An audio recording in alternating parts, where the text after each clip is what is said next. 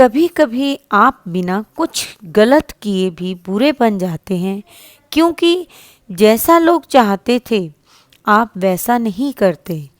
सुप्रभात विद्यार्थियों, हिंदी की कक्षा में पुनः आपका स्वागत है।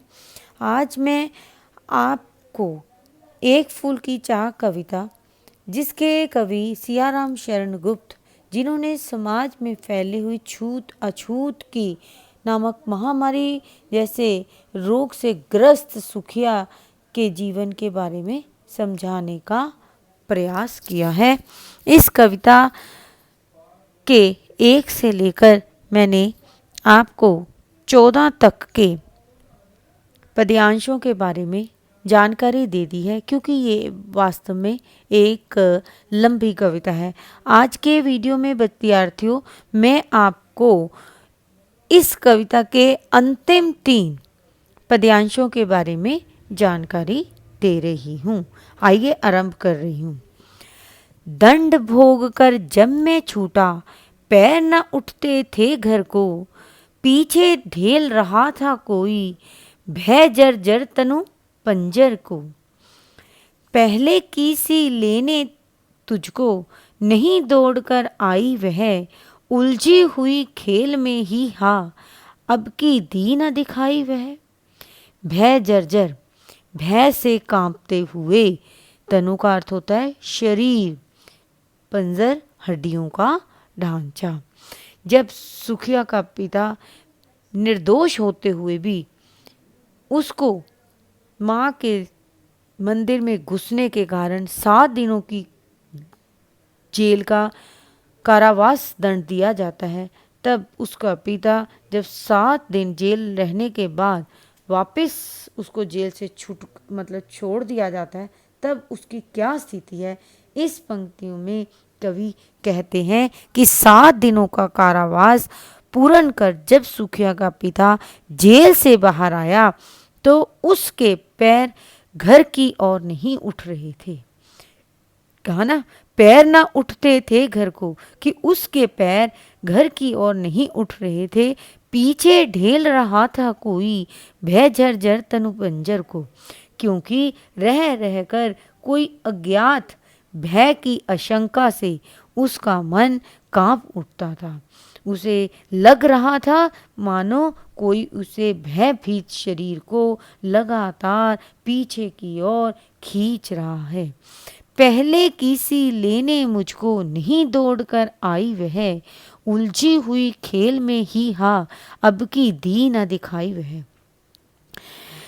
घर पर पहुंचने पर सुखिया पिता को लेने के लिए आज घर से बाहर नहीं आई, और ना ही बच्चों के बीच बाहर वह खेलती हुई पिता को दिखाई दे रही थी।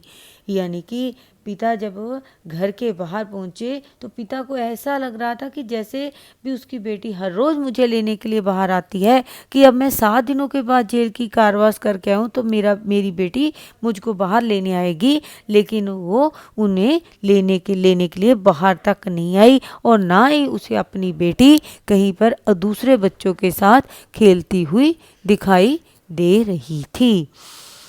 उसे देखने मरघट को ही गया दौड़ता हुआ वहाँ, मेरे परिचित बंधु प्रथम ही फूंक चुके थे उसे जहाँ। बूझी पड़ी थी चिता वहाँ पर, छाती धधक उठी मेरी, हाय फूल सी कोमल बच्ची, हुई राख की ढेरी। मरघट का मतलब होता है शमशान, फूकना मतलब जला देना। अब यह इस कथा काव्य का चरमो उत्कर्ष है, जहाँ पुत्री को देखने की लालसा में सुखिया के अभागे पिता ने शमशान घाट पर भी जाना स्वीकार कर लिया। गया दौड़ता हुआ वहाँ, मेरे परिचित बंधु प्रथम ही फूंक चुके थे उसे, परंतु वह अपनी पुत्री के अंतिम दर्शन भी ना कर सका। क्यों? क्योंकि उसके जो परिचित बंधुगण थे उसकी बेटी का देह संस्कार कर चुके थे।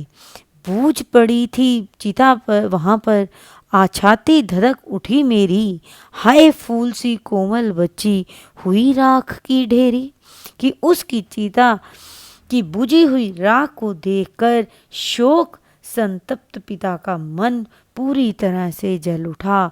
फूल के समान कोमल सुखिया काल कचलित होकर राख की ढेरी बन चुकी थी। अर्थात क्या वो अपने आप को एक ऐसा अभागा पिता समझता था कि जिसने अपनी बेटी के अंतिम दर्शन भी नहीं कर सके।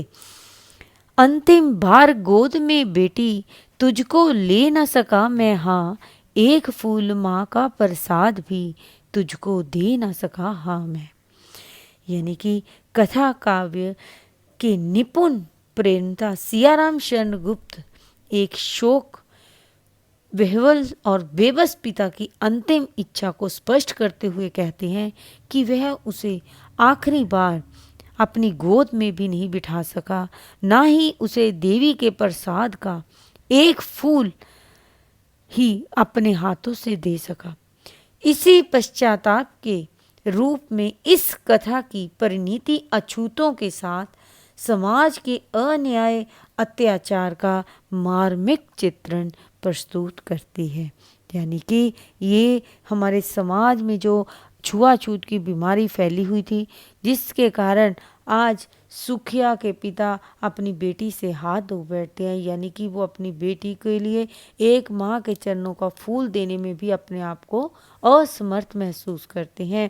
इस कविता के माध्यम से कवि ने हमारे समाज में अन्यायपूर्ण अत्याचार का बहुत ही मार्मिक चित्रण प्रस्तुत किया है। विद्यार्थियों, ये तो थी आज इस कविता के अंतिम पद्यांशों के बारे में मैंने आपको जानकारी दी। आशा है कि आपको ये पूरी कविता अच्छी तरह से समझ में आ गई होगी। घर रहें, स्वस्थ रहें। धन्यवाद।